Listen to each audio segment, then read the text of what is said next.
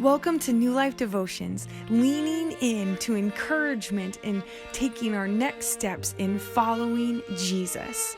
Today we continue in a survey of Romans.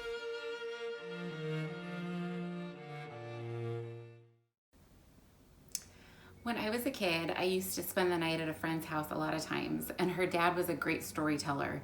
And I remember one morning we woke up and we had this breakfast he had prepared for us. I feel like there were eggs and hash browns and several other things. And the strange thing was they were all blue. So he had put blue food coloring into all the food. And we sat down to eat, and there was no reason for this. There was no blue holiday. There was nothing going on that would make him turn on the food blue. But this was his story for us that day. And it was this object lesson that showed that what he was teaching us was a little bit of sin in our life can make the whole thing look blue. So he was trying to warn us just about the way that sin can destroy our lives. And I think we see that a little bit in today's passage that we're looking at in Romans 6. So we're looking at Romans 6, 12 and 13. And what it says is, do not let sin control the way you live. Do not give in to sinful desires. Do not let any part of your body become an instrument of evil to serve sin. Instead, give yourselves completely to God, for you were dead, but now you have new life. So use your whole body as an instrument to do what is right for the glory of God. And I think part of me as a kid saw things like that blue lesson and just felt like it was impossible to keep out that little bit of blue food coloring that would turn my whole life the wrong color. That there was no way I was going to push out this sin that just wanted to take me over. But I think the great thing about what we see in Romans 6 is just this constant reminder that what we're being given is good news.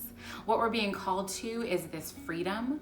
And basically, God reminding us, like, I brought you out of something that was tainted, something that was wrong and that was permeated with bad. And I've brought you by my power, not yours, into freedom, right? Into new life. And so it's just this reminder, like, stop edging back into this thing that's going to permeate your life with death, really, with this stench of death.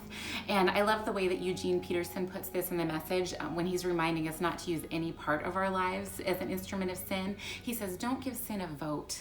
Don't give it a vote in your life. Don't let it have any part of control over you. And when I think about the parts of the body, I think, okay, am I using my hands to sin? Well, not usually. I don't walk around punching people. Am I using my feet to sin? I'm not sure I do.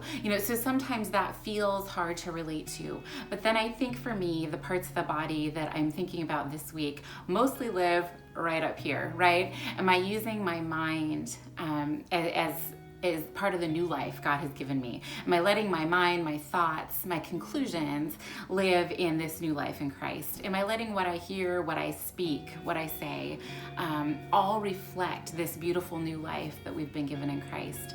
And so I think the challenge I'm giving myself this week is just to ask, right? The 2 commandments Jesus gives us, which I think can just create the whole framework for the only guardrail we need for asking, is the blue food coloring seeping in, right?